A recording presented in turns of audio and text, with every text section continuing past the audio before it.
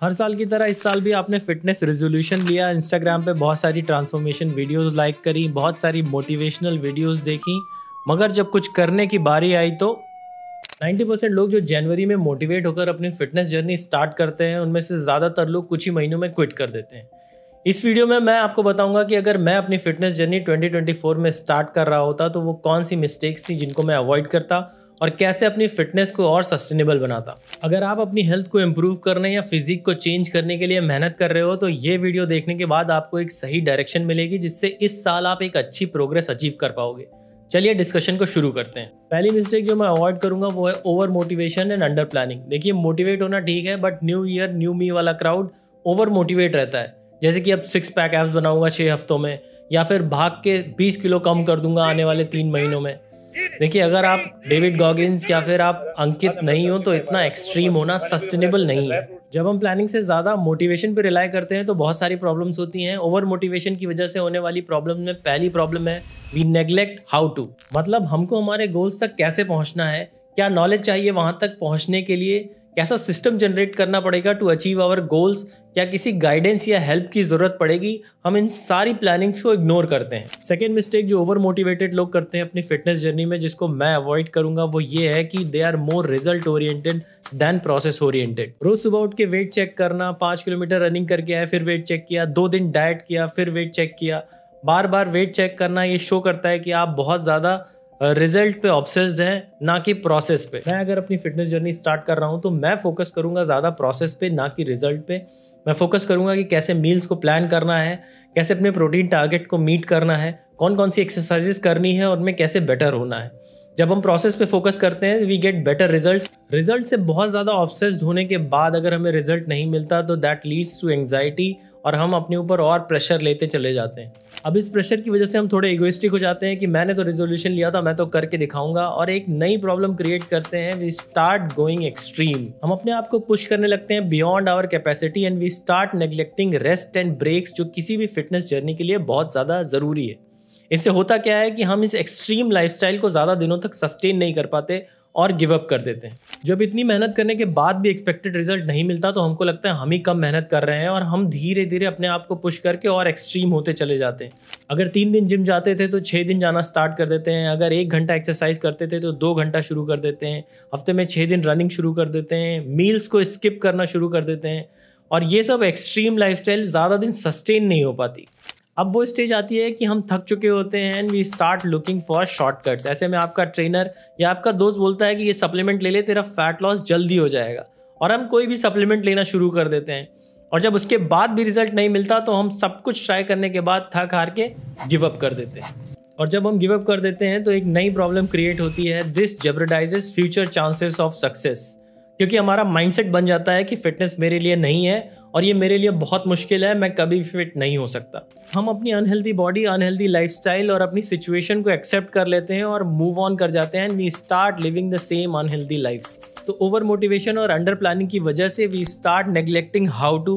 हम बहुत ज़्यादा रिजल्ट से ऑब्सेस्ड हो जाते हैं, जिसकी वजह से प्रेशर और एंग्जाइटी क्रिएट होती है। We start going extreme, then we look for shortcuts, वो भी काम नहीं करते तो इवेंचुअली वी गिव अप, और जिसकी वजह से क्या होता है, हमारे future chances of success goes down. तो मैं अगर अपनी फिटनेस जर्नी 2024 में स्टार्ट कर रहा हूं तो ओवर मोटिवेशन और अंडर प्लानिंग से रिलेटेड ये सारी मिस्टेक्स को मैं अवॉइड करूंगा and this is what I will do.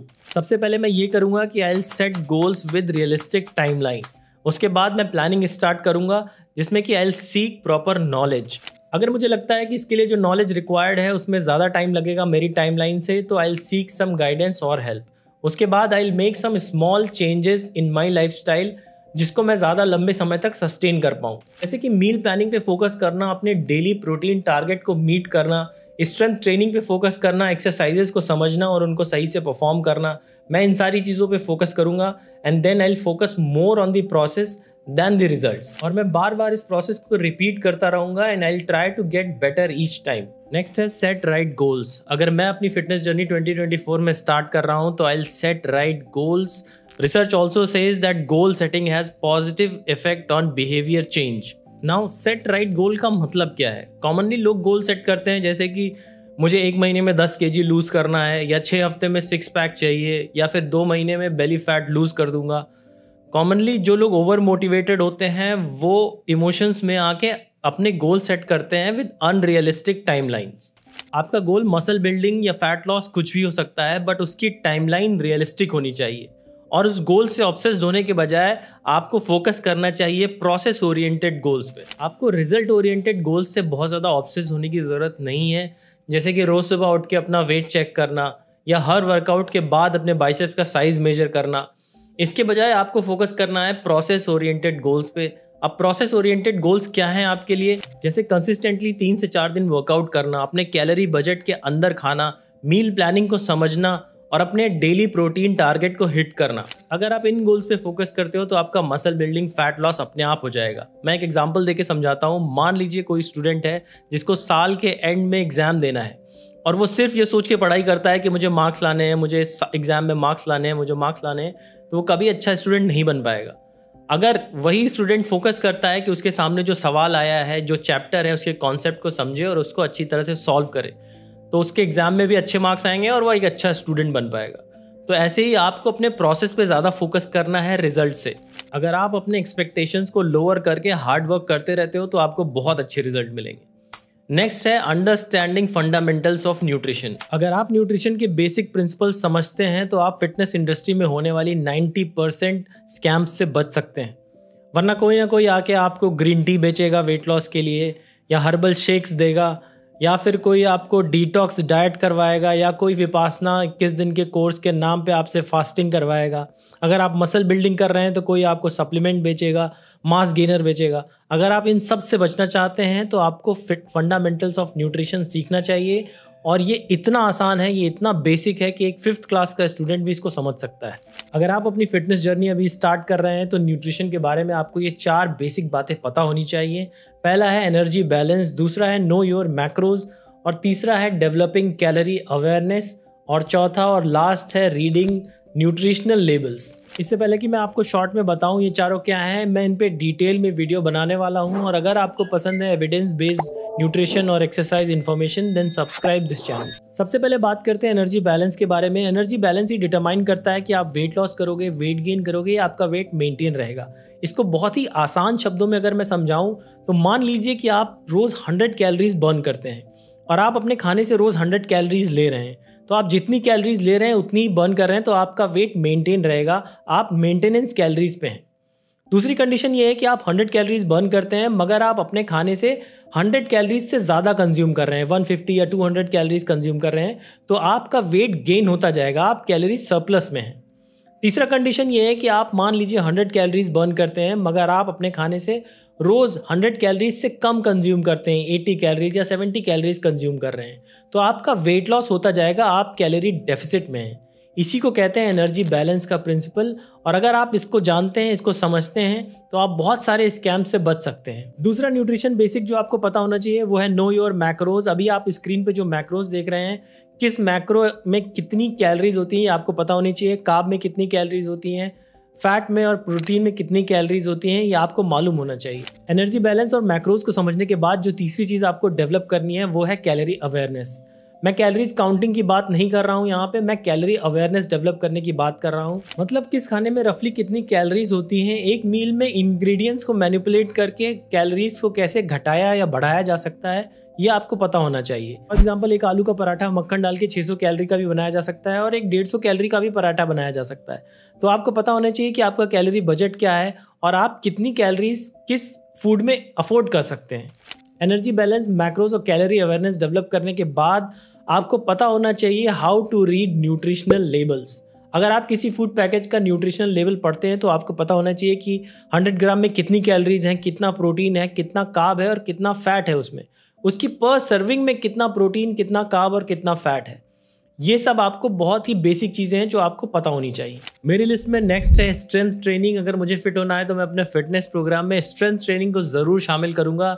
Strength training safe है, इफेक्टिव है और ये मैक्सिमम हेल्थ बेनिफिट देता है क्योंकि इससे इंप्रूव होता है आपका muscle mass. Muscle mass improve होने के साथ साथ स्ट्रेंथ ट्रेनिंग से आपकी जॉइंट हेल्थ बेटर होती है, आपकी डेली लाइफ इंप्रूव होती है, डेली लाइफ में मूवमेंट्स और फंक्शनैलिटी इंप्रूव होती है, बॉडी की एजिंग स्लो डाउन होती है, आपकी एथलेटिक एबिलिटी इंप्रूव होती है, इंसुलिन सेंसिटिविटी भी इंप्रूव होती है मसल मास के साथ साथ, और इसके अलावा आप सबको पता है कि स्ट्रेंथ ट्रेनिंग करने वालों के लुक्स कितने बेटर हो जाते हैं। एक्सरसाइजेस के बहुत सारे फॉर्म है, उनमें से बहुत सारे ट्रेंड में भी रहते हैं, जैसे कि जुम्बा, पिलाटे, HIIT, योगा।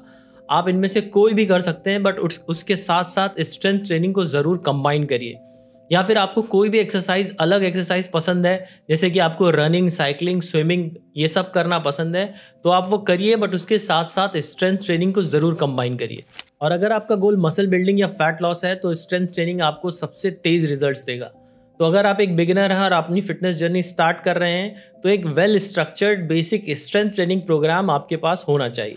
लंबे समय तक स्ट्रेंथ ट्रेनिंग करने के लिए बेसिकली आपको 4 प्रिंसिपल समझने पड़ेंगे, जिसमें पहला है लोड मैनेजमेंट, दूसरा है प्रोग्रेसिव ओवरलोड, तीसरा है पेन मैनेजमेंट और चौथा है रेस्ट एंड रिकवरी।